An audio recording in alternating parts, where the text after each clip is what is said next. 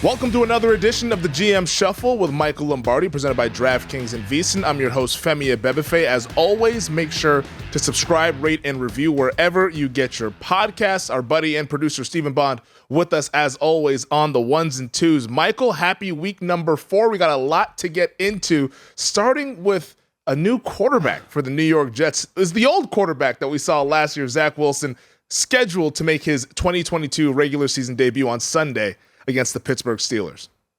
Yeah, look, on the surface it says, well, the Steelers are not very good. Well, I think this is the one team you don't want to go play, especially in Pittsburgh, if you're a young quarterback who hasn't had a lot of preseason reps.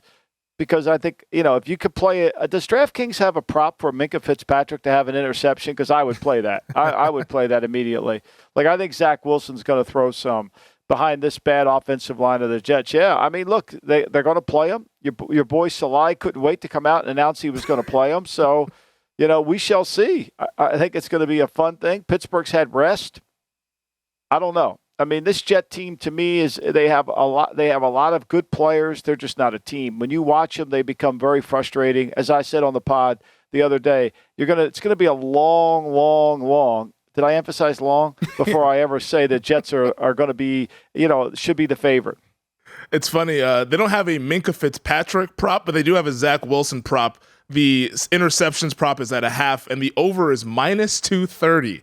So the betting market is expecting Zach Wilson to maybe throw at least one to the guys who are in black and gold.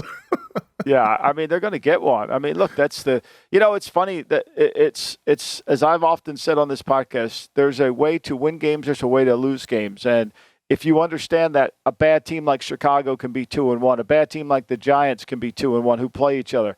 But the Jets don't understand that, and they're completely lost. And I think a lot of it is maturity on the quarterback. We'll find out if he's mature enough. Did he prepare? Mm-hmm. How much has he been working on this? I think it's going to be a fun game to watch. I really do. Wilson missing all of that time, how do you think that impacts him now coming back after he had the knee injury in the first week of the preseason? He didn't look good his rookie season, so we don't really know what to expect, but at least that last impression, he was a quarterback who was turnover worthy and also one that just made bad decisions on the field. And he's going against a team that does a good job disguising coverage. They got beaten on Thursday night up in Cleveland. Tomlin's going to have them ready to go, and they're going to do a good job of kind of messing around with them. And I think this is a hard game for him to play fast, to get going. Now, they don't have T.J. Watt, so that makes a difference, but Highsmith has rushed pretty well. I think this is a hard game. This is a hard matchup for the Jets. I'm surprised, Femi. I like your point of view on this. I was surprised when the line came out and it was 3.5. It's kind of flux between. But when the Wilson news came, I thought the line would go up a little bit just because he's going to turn the ball over. Now, on the other side, it's interesting. Mitch Trubisky, he's had his struggles, but I didn't think he played terribly on Thursday night against Cleveland, especially in the first half. I thought he was solid. Second half, they couldn't move the ball whatsoever there. But Mike Florio of Pro Football Talk came out with the report on the radio station saying that Mitch Trubisky could be playing for his job in this game and that if he struggles, could be replaced by the rookie Kenny Pickett at some point during this game. What do you think of this Trubisky-Pickett situation that's now starting to brew a little bit now that we're into the month of October? I got to feel like he's going to play good against this Robert Saleh. I know what you're in coverage. I can anticipate it. It's the perfect place for him if he gets protection, because he's going to have a middle of the field closed all the time. It's going to be an 8-man front, and it's going to be pretty easy to realize that, what he has on the outside. Look, they've got skill players in Pittsburgh. There's no denying it now. They really do. Whether it's Claypool, whether it's Pickens, whether it's Johnson, whether it's Muth, I mean, they're good. And they can challenge the Jets in the back end if they can protect. I get the sense that because of the predictability of their coverages and how they have to practice, I think it'll go in the game like it goes in practice for Trubisky, and I think he'll be effective at that. Well, let's stay in the AFC North here, Michael. Some scary news earlier this week with Cleveland Browns star pass rusher Myles Garrett involved in a single-car accident where reportedly the Porsche that he was driving flipped several times. ended up, thankfully, walking away with just some minor injuries by and large there when you look at this thing from an accident standpoint. But Garrett had a bicep injury, also had a couple other injuries as well. It's really scary where life happens, and we sometimes forget about this when we cover the football and talk about these games from a week-to-week basis, that these guys are just like us, making their commutes to and from work.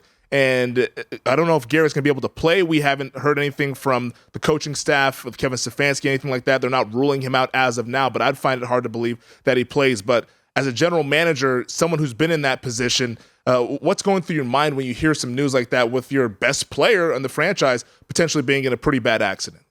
Yeah, and going way too fast, right? I mean, and this isn't the first time he's gone over 100. I guess he was going over 100 miles an hour from what I read from the reports, whether they're accurate or not. Look, I mean, it's something I tell my kids all the time, and I tell anybody, like, think 3 times before you go out, right? Like, you don't need to go 100 miles an hour. I know you got a Porsche and you want to tear it racing down the streets, Bruce Springsteen-like, but, I mean, come on.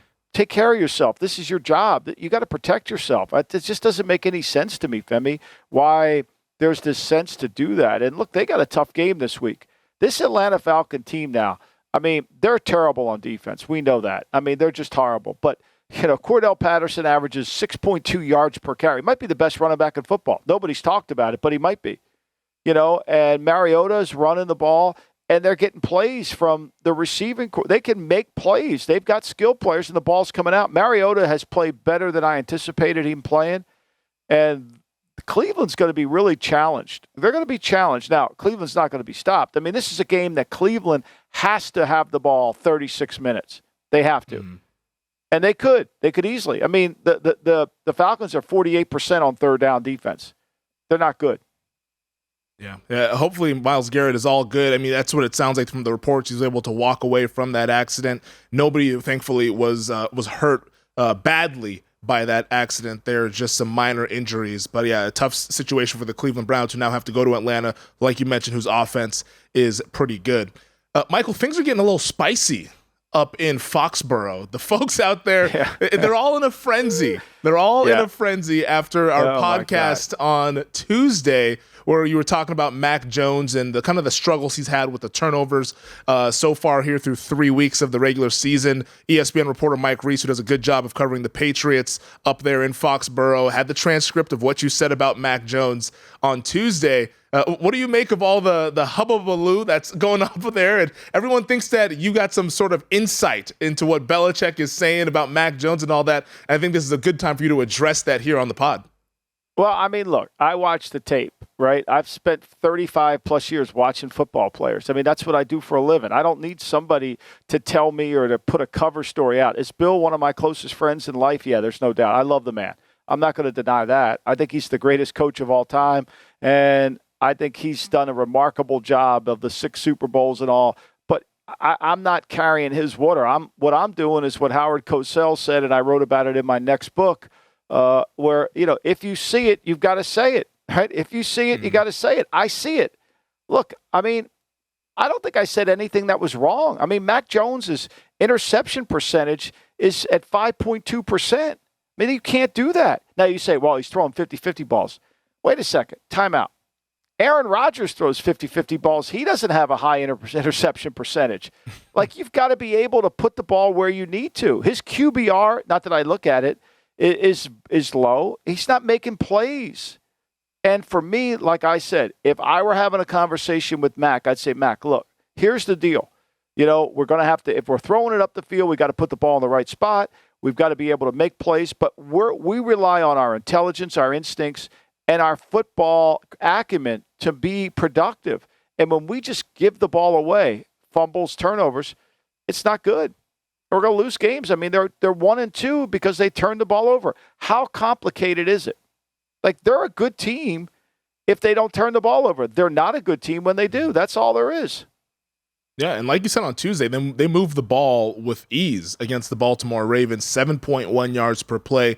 Probably should have won that game if not for those turnovers, but we always mention turnovers are the number one statistic that's correlated with winning and losing in the NFL. If you give the other team extra possessions, you're likely to lose that game like the Patriots did this past Sunday. Now, Mac's going to be out for several weeks, reportedly, with the the ankle sprain there, the high ankle sprain that they're calling it. I thought it was pretty funny from Belichick at the press conference earlier this week saying that, hey, they don't pay me to read the MRIs. What do you guys want me to tell you? The guy's day to day there.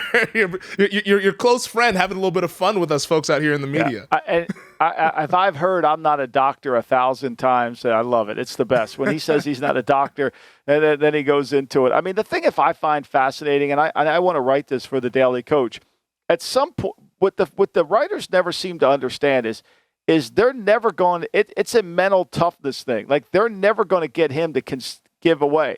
So, like, as much as they badger, like, he's just going to keep giving the same answer. And what they take it personally, but what he's trying to do is demonstrate to the players that you've got to have mental toughness. No matter how hard it gets, how many questions you get asked on certain subjects, you got to perform the same way every time.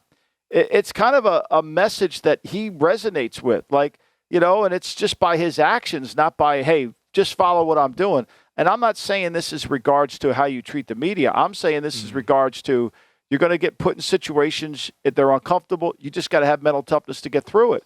And I think that's the key. So for me, you know, I laugh at it. Like, they're actually going to think they're going to get him to turn this thing around? Come on.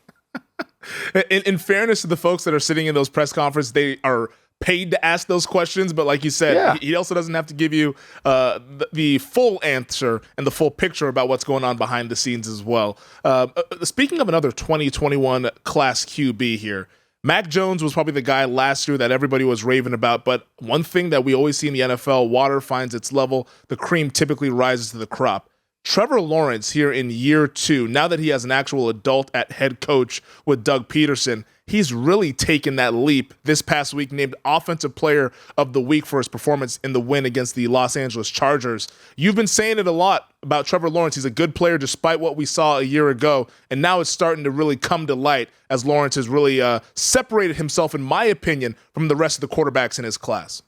Well, I mean, look, he got no coaching last year. They had no offense. They had no structure. I mean, you're asking a guy to go out there and just make plays. I mean, you know, that's the thing that's fascinating. It's like people just think that, you know, if you have a great quarterback, you should win. Don Shula, the winningest coach in NFL history, had Dan Marino, who I think is one of the top players of all time in the league, and he went 4 years without even going to the playoffs with Dan Marino. Like, it just isn't – you got to – the great players need to get coached, right? Great players need to get developed. Great players need to be put in situations to highlight their strengths and eliminate their weaknesses, and certainly that wasn't the case last year. This year, to me, they're doing a much better job. Like, I think you have to be very careful to be quick to dismiss quarterbacks. Like, for example, you know, I'm about ready to dismiss Justin Fields, you know, after 3 games. You know that. We'll get to that later.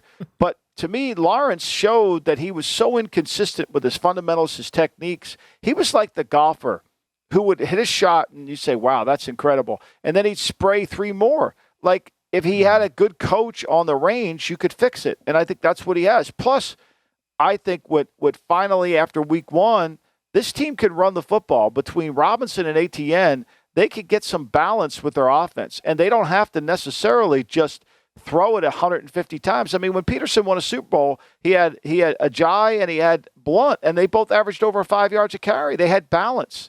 You know, all good teams need that kind of balance, and their defense has been very good. All right, Michael, let's take our first break here on the pod, but on the other side, we're going to dive into week 4, starting with Thursday Night Football between the Dolphins and the Bengals.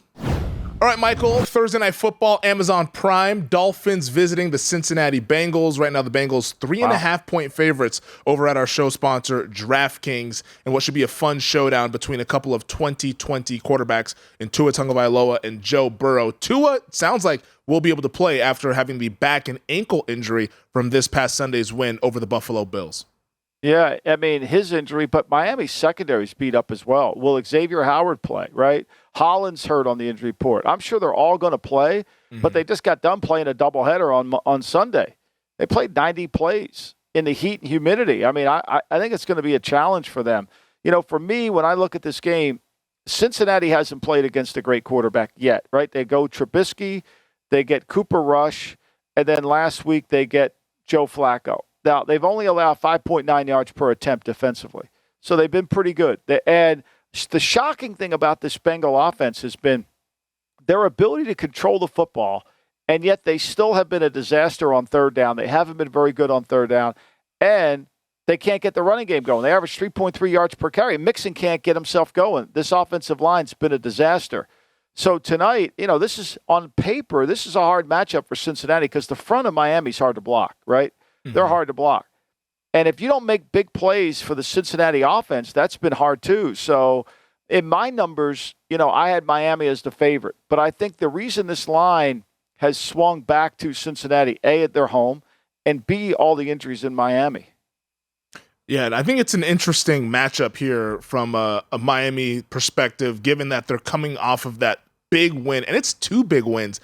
Come from behind victory against Baltimore, the dramatic finish against Buffalo there, which is a statement kind of victory, given that the Bills are the best team in the league. To be such a quick turnaround, going on the road, travel interrupted and a little bit chaotic due to Hurricane Ian, and we hope everybody out there in that area of the country is able to stay safe with this hurricane that's getting ready to hit landfall here just today. But I think it's such an interesting situation to where I almost feel like this is kind of a scheduled loss here for the Dolphins. Despite what they've shown so far, it's tough to overcome all those circumstances now going against a Bengals team that they don't want to go 1-3 in a difficult AFC, given that the Ravens also in their division are 2-1 and right now have control there in the North. Yeah, I mean, look, this Miami team has been very fortunate. McDaniels goes down there as this running game guru, and they haven't really been able to run the ball at all. They average 3.3 yards a carry. The offensive line hasn't been very good. They can't really control the football. They're well behind on time of possession. Now, where they're really good is they're good on third down, and they're the most opportune team that you could be. When they get that ball in that red zone, they score. And the 3 drives that they had in the Buffalo game, 6-yard line and then a couple, they're able to. And their defense has made enough plays. I mean, look, they got 2 receivers. When you combined the 40 catches that Hill and Waddle have together, they average 17.5 a catch, and they have 5 touchdowns. They have been able to make big plays, whether it's with yards after the catch or whether it's been with, throwing it up the field and making a play against bad man coverage. So, one thing about to me Miami is they have been effective and efficient. When they get behind, they kind of can make some plays. They're going to have to rush tonight, Cincinnati. They got to rush to it inside, force him to play big. They got to force him to play big and take away those quick throws, and they got to tackle really well. Now, like I said earlier, they only give up 5.9 yards per attempt, but they haven't played against these kind of skill players. Mm-hmm. It might be difficult for them to rush with DJ Reader out for the foreseeable future for the Cincinnati Bengals. Ultimately, who wins the game tonight? I would, if it were me playing this, and I don't play any or recommend any Thursday night games, I would take Miami in the points. I really would. I think Cincinnati hasn't played well, really. Even against the Jets, I didn't think they played great. I thought, Burrow gets hit way too much. 10.3 times he drops back to pass on a percentage basis. He gets sacked. I mean, and Miami can rush a little bit. They got to make a big play. Chase is averaging 12 yards a catch, not making any explosive plays down the field. So for me, I hate to go against Burrow. I like Burrow, but I just think Miami's really has been the more opportunistic team, and they've played to win more. I think McDaniels has done a good job in that. He hasn't given the game away. He really hasn't given the game away, even though he hasn't been able to run it. So I would take the points. Do I think Cincy can win? Yeah, but I think a lot of this is going to predicate it on what we know on the injury based on the secondary of Miami. Give me Cincinnati. 23-20, somewhere around there. I think the Bengals go ahead and get this victory and get to 2-2 on the season. Michael, let's take another break. On the other side, we'll talk about the biggest surprises so far through 3 weeks of the National Football League season. All right, Michael, we're through 3 weeks in the NFL season. Last game in September tonight on Thursday Night Football. We gave our thoughts on that one. But in your opinion, what is the biggest surprise so far through September here in the NFL? I mean, there's 2. The Giants win in 2 games and the Bears win in 2 games. I mean, to me, the Bears have been unbelievably, last week, Davis Mills gets a ball tipped in his back end, and they win that game 23-20. San Francisco, Trey Lance turns it over in the fourth quarter. They can't do anything. I mean, they've been able to win the last 2 weeks with 48 yards. They got 105 yards passing against San Francisco. They got 82 yards passing against Houston in their win. And so they had 281 yards rushing against Houston. They had 180 yards rushing against the Packers. I mean, think about it. I mean, when you look at it, they can't complete a pass. I mean, they've got 23 completions in 3 games, and yet they got 2 wins. And we're in a passing league. And you say, well, they're dominating on defense. Are they really? I mean, they've turned the ball over defensively. They've got 5 turnovers on defense. But, I mean, people have run the ball effectively on them. I mean, Green Bay ran for 200 yards on them. You know, Houston was running the ball on them. I mean, San Francisco ran for 176 against them. So, to me, that they won 2 games is a miracle. I mean, a miracle. And they've got to be wondering, like, at what point do we decide that Justin Fields isn't our guy? At what point do we? You know, he can't complete even the most pedestrian-type throws. One of these 2 teams is going to be 3-1, Michael, because they play each other on Sunday. I mean, and the Giants aren't any good either. I mean, let's face it, the Giants, but give Daboll credit. He's managing the game exactly how he has to do it. They're not letting Daniel Jones beat him. They're trying to avoid that at all costs, you know, and they're slowing the game down, even though they go tempo. Don Martindale's done a good job with their defense. They've limited the big plays they give up, but when they play against a better, you know, they're not going to play against, I mean, they'll turn Justin Fields over 3 or 4 times. I mean, he's not going to read that coverage. He's not going to be able to reroute the protection that Martindale's overloaded. I mean, Martindale's played against this Packer offense, which is what they're running this West Coast. He knows the protection schemes. He's going to be able to break down the protections, and he's going to be able to get free runners now. The problem is, can you get Fields on the ground? Because to me, if I were coaching against Field, I would say he's a running back that throws the ball. He's not a quarterback who runs. That's the difference. My guy Fields, he's still developing. Like we said, end of the season. You and my family, you keep waiting.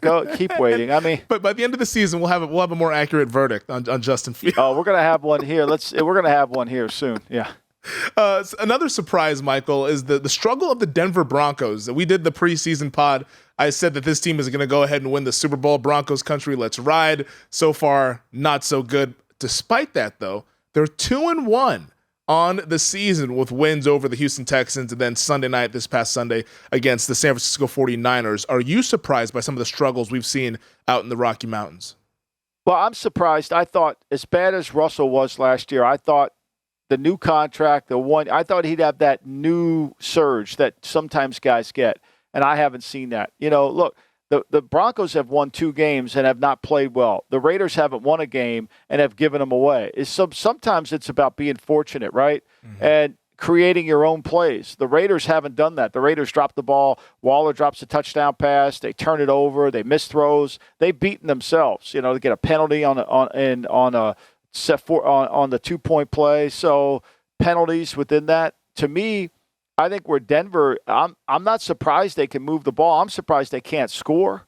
I'm surprised. I knew they would be good on defense, but I think bigger than just Denver, bigger than to me, Hackett's mismanagement of games and understanding what it takes is I think Russell just looks very, very average. I mean, he looks very, very average to me. He moved on the last drive of the game, but I don't see the Russell cooking like I thought I would see him this year just for a year. The kitchen is currently under construction. Hopefully they can get it up and running by Just order a burger when you see Russell. Just go with the burger. You know, that's where my Uncle Fred, that's how we got the Fred Palermo. They can't cook it all good. Just get a burger. Well, that's it. Just get a burger from Russell. Just order a burger, medium rare, cheese, and I'll put everything else on it. That's it. Yeah, hard to screw up a burger. But somehow the Broncos tried to do that on Sunday night. The AFC South, though, Michael, what is the bigger surprise to you? The Colts' disappointment or the Jaguars doing what they've been doing and out to a 2-1 start? Well, I mean, anything can look better than what they had in Jacksonville last year. I mean, let's face it. I mean, Jacksonville's got good players. They had a really good draft this year. They hit on their draft picks, and they're getting their quarterback to play well. So is it a surprise? Yeah, but there was talent there that Urban destroyed, and the culture was so bad. To me, Indianapolis's bad offensive line is shocking. I mean, that Jonathan Taylor can't get going. To me, that's a big surprise. Tennessee, I thought Tennessee had one of the worst off seasons in all of football last year, and I think it's going to continue. I think they stole a win from the Raiders.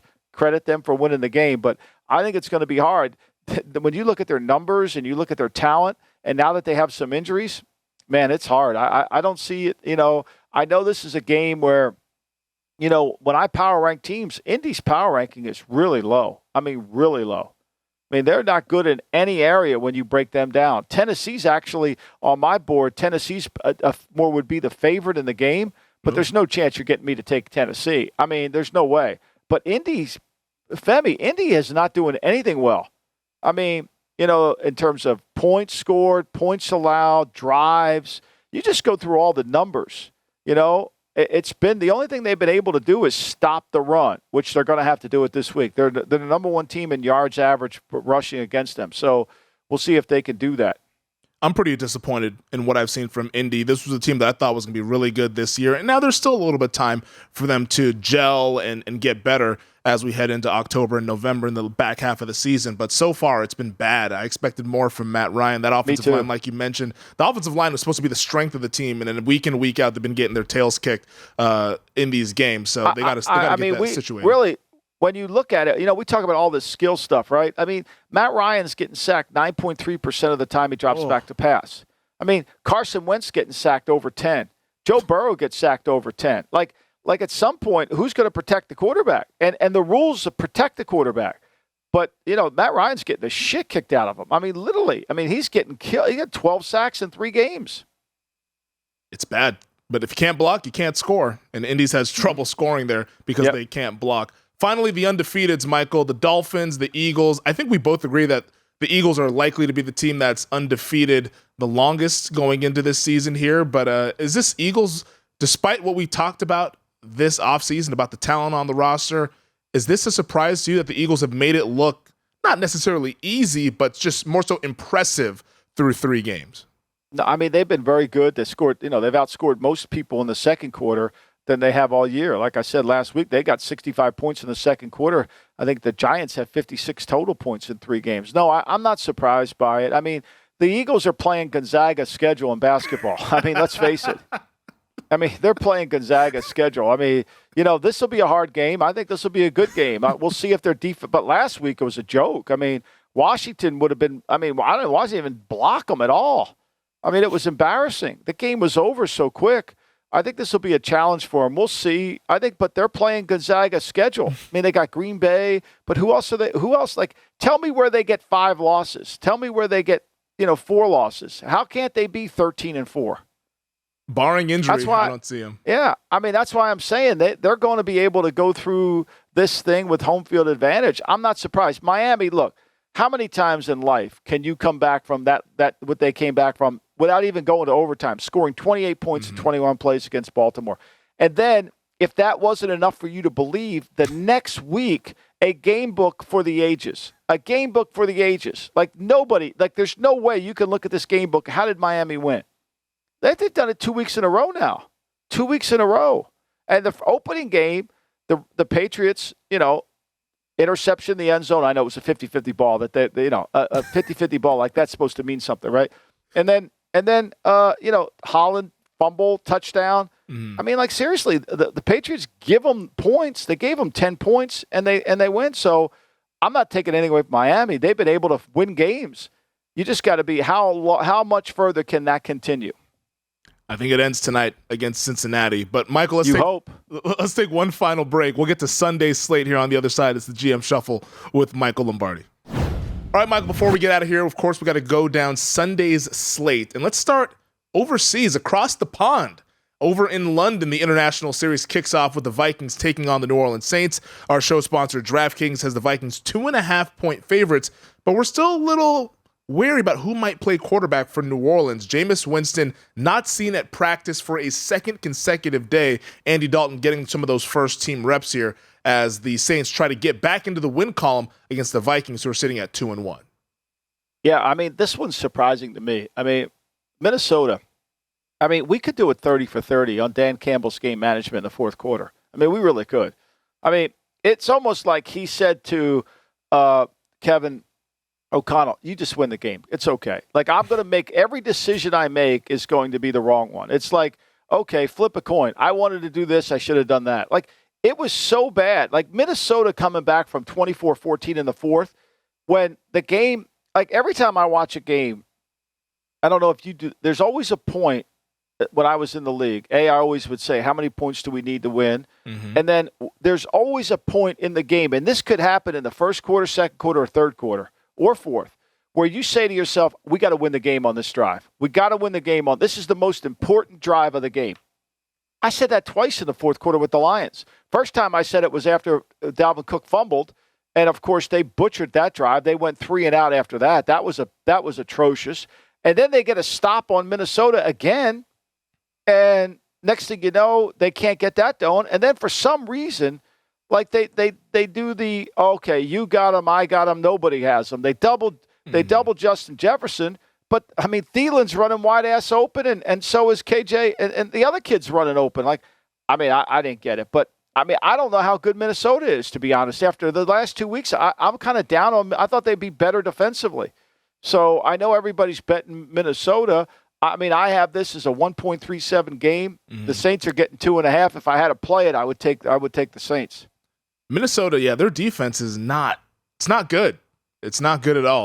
No. And I'm waiting. If it ends up being Dalton as the starter and this line gets to 3.5, 4, maybe, I think you got to bet New Orleans at that point because I don't think the Vikings are good enough to be laying that kind of I'll points. warn you, though. I'm going to warn you now. I'm going to warn you, Femi. Okay. If Mr. Cousins gets hit over on the pond and he falls down and all of a sudden he's worried about Cam Jordan, he's worried about all those guys at Davenport, he's worried about getting hit, and they do a good job of taking Justin Jefferson out of the game, and they take, all of a sudden, where's he going with the ball? You're going to regret that. You're going to regret that. Oh, yeah, sorry. Because he can play down to the level of comp now. I mean, as good as he is, if he gets hit in that first quarter over there, I mean, it could get ugly. Yeah, I misspoke. I meant to say New Orleans would be the side that I would like to bet, not Minnesota, if it ends up getting to 4. Go. So, yeah, I don't want anything to do with Minnesota based on what I've seen so far through 3 weeks. Jaguars at Eagles. The Jags are the toast of the town in the AFC. The Eagles might be the toast of the town in the old National Football League at 3-0. Oh, my. Right now, Philadelphia 6.5-point favorites. Doug Peterson making his return to Lincoln Financial Field. How do you see this one playing out Sunday afternoon? Well, I think, look, this is giant step up for the Jacksonville Jaguars. Can they match the level? The Eagles are really good in both the offensive and defensive line. I worry about Jacksonville's offensive line. Washington beat it up pretty good when they played there. It's one of the reasons they didn't win the game, besides Peterson going for it on fourth down, missing field goals and all that.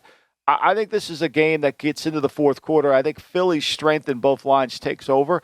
At 6.5, I have this as a 4.43 game. I would lean towards taking Jacksonville. I worry about their field goal situation in a close game. I'm not comfortable there, but I think they'll play well, and I think their skill will show up. I think this will be a great game. I think it's going to be it's an unexpected good game in Week 4. As good as Jacksonville has been, and we talked about Trevor Lawrence saying his praises earlier, if you think about the Colts game, the Colts were missing some key players, the 2 wide receivers in Pittman and Pierce, also no Shaquille Leonard. And then also against the Chargers, they have a number of injuries as well. They're now facing a healthy team that's pretty darn good. Like you said, I think this is a step up in competition. I think I'm going to bet the Philadelphia Eagles, to be quite honest, here in this game. I would urge people to watch this. Don't bet this because I don't think we actually. I love Jacksonville. We got to fire away, buddy. Yeah, fire away. Go ahead. Go ahead. We got to fire away, man. We only get 272 of these games, man. What might be the game of the day, and I'm really looking forward to seeing this one, Bills, Ravens, potential AFC playoff implications. Right now, Buffalo 3-point favorites in Baltimore over at DraftKings. 2 of the leading MVP candidates, Josh Allen, Lamar Jackson. What more could you want on a Sunday afternoon? Well, I think Lamar's playing right now. I think Lamar's playing as good as ever. I mean, he really is. And look, I think Buffalo, their defense will play really well. I think there's no doubt. I mean, Baltimore's the number 1 team in points per play. I mean, he's playing at a level better than the 19 season, and he's doing it he's the leading rusher on the team. I mean, this is a game. This is a single win game. They should call this the single win game because both quarterbacks are going to lead their team in rushing. Both quarterbacks are going to basically determine who wins the game, right? With their play.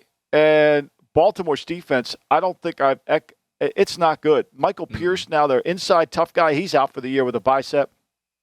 I think it's going to be hard. You can run the ball on Buffalo. I mean, if New England would have run the ball more in the game, I think both backs were averaging over 5 yards a carry. They got behind. They turned the ball over. But I think if you're Buffalo, you could really run. You got to control the pace of the game. You got to limit the amount of time Lamar's on the field.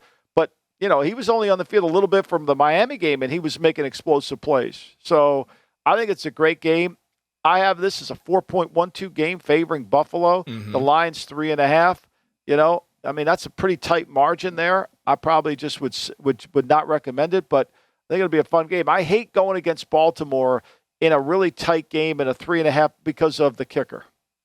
And this could be a game that gets affected by the weather of Hurricane Ian as well. I think they're expecting some rain out there in Baltimore, so that could throw some things off as well. But Buffalo sneakily getting a pretty solid injury report on Wednesday. We'll see what Thursday and Friday comes out, but I know Jordan Poyer was able to practice. Dane Jackson, the cornerback, who looked like he had a really devastating neck injury, he's back on the practice field as well. We'll see if he plays, but I think Buffalo's getting a little bit healthier. We all saw the injuries last week, but I don't think they're going to be as injured as they were against the Dolphins. I would lean Buffalo, honestly, in this spot because of what we've seen from Baltimore defensively.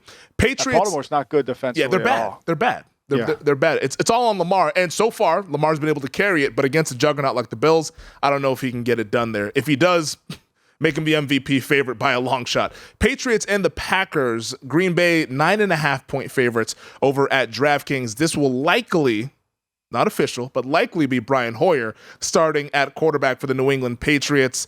Green Bay offensively hasn't looked impressive, but you got to think that this is a pretty good spot given New England's situation at quarterback. Yeah, I mean, the over-under's at 40.5, and the Packers are almost a 10-point favorite. And look, I don't mean this disrespectful to Mac Jones, but how much worse could Brian Hoyer play than what Mac Jones has done turning the ball over? Right? Like, is it going to be, like, I have this as a 5.5 game, Green Bay should be favorite. Like, 9.5? Like, is Mac Jones worth 4 points in that area? The way he's played, the way he's turned the ball over? I kind of doubt that. I really do. I mean, I think New England will move the ball. I think they'll be able to run it. And I don't think Green Bay is explosive. I mean, Green Bay had a hard time, other than the first two drives, they had a hard time moving the ball against Tampa. So I think it's a close game. I really do. I think New England wins? No, but I think it's a closer game. We always see these teams with these backup quarterbacks, at least the initial game, play up to the competition of the opposition. So I can see this being a closer game than what people think, but a game that I'm not going to bet because I don't really want to bet on Brian Hoyer. Finally, Sunday Night Football, Chiefs and the Buccaneers. We believe this game will be played in Tampa Bay, but if it's not, could be in Minnesota due to Hurricane Ian. But regardless, Chiefs, Bucs right now at DraftKings. Chiefs 1-point favorites, total 45 in a rematch of the Super Bowl a couple years ago. I have this as the Chiefs should be a 2.18 favorite, 2.81. They're a 2-point favorite. I think before you play this one, Fem, you got to check the injury report. If they get Godwin back, we know Mike Evans is back, right? Yep. If he gets better receivers, I think he'll be able to move the football against, which I think Kansas City's defenses play well. I think it's going to be fun to watch Kansas City's offense against Todd Bowles and his defense. I think it's a good matchup because I think they'll play man-to-man, and I think they'll put pressure on Mahomes because I think this offensive line, particularly at left tackle and at right tackle, they haven't protected very well. And they're not explosive on offense. I mean, they don't put the fear of God. You got to take Kelsey away. The Colts didn't on one drive, and they scored. You got to treat Kelsey. Kelsey's a wide receiver. He's a wide receiver. You got to double him on every play, high-low. And I think Bowles will. I mean, it's going to be a fun game to watch. I favor taking Kansas City, but I'm not sold that Kansas City's offense is back yet. The mayor of Tampa, this from Adam Schefter just moments ago, is lobbying to keep Sunday night's game in Tampa. I don't know what that even means. It's all going to come up to what happens with Hurricane Ian. You can lobby as much as you want, but it's going to be to the Looks weather like they got a lot of cleaning up to do there. Yeah. They had a lot of cleaning up to do. Yeah. We hope that everybody out in that area is able to stay safe, all the listeners and viewers in the Florida region and also just the Southeast region in general that could be affected by Hurricane Ian. Michael, I bet the Bucs at +3, so let's go Tom Brady on Sunday Night Football. But it might be void if they move the game to Minneapolis. We'll see what happens. Yeah. All right, that does it for this week's edition of the podcast. Michael, always fun with you as well. We'll be back Monday. We will be back Monday. We will be back on Monday to react to everything we see in week number 4, Thursday and Sunday. Thank you to our producer, Stephen Bond, as always, on the ones and twos. Thank you to DraftKings and to VSiN. Thank you to all of you guys listening and watching. Make sure to subscribe, rate, and review. And we'll talk to you guys Monday to recap everything from over the weekend. Thanks for watching the GM Shuffle with Michael Lombardi. And for more videos like this, make sure to subscribe to VSiN Live and the GM Shuffle podcast with Michael Lombardi, presented by DraftKings and VSiN, wherever you get your podcasts.